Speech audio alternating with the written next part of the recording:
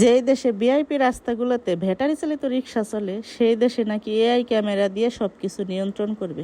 আমার তো মনে হচ্ছে আপনাদের ইনকাম কমে গেছে, তাই ইনকাম বাড়ানোর জন্য আপনারা এই পদ্ধতি করছেন। কেননা আপনাদের সব থেকে ইনকাম সোর্স আসে হলো পরিবহন সেক্টর থেকে, আর প্রবাসীদের রেমিটেন্স থেকে, হয়তো আর কি যেন বলে গার্মেন্টস শ্রমিকদের ইসে থেকে।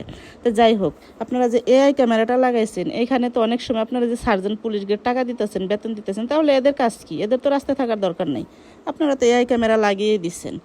এরকম করে যদি আপনারা ড্রাইভাররা ইচ্ছাকৃতভাবেও তো করতে পারে, অনিচ্ছাকৃতভাবেও করতে পারে, তারা জানবে তাদের আর মামলা হবে না, লাইসেন্স নেবে না, এটা মালিকের ঘাড়ে পড়বে।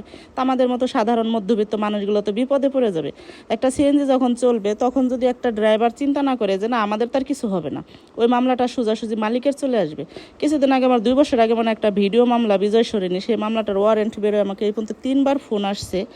আসলে এই ধরনের বিষয়গুলো বাংলাদেশের মানুষ অভ্যস্ত নয়, কিন্তু আপনারা দুবাইয়ের নিয়ম বানাইছেন, দেশটাকে তো আর দুবাই বানাইতে পারেন নাই।